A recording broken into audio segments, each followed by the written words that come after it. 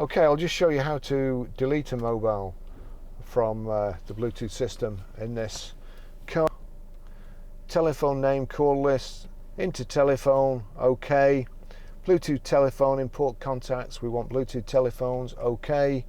And then if I go down to my phone there, Barry's iPhone, highlight it, options, so we click the right arrow and then OK. Deauthorize, that's what I want to do, deauthorize. Do you want to deauthorize Barry's iPhone 10?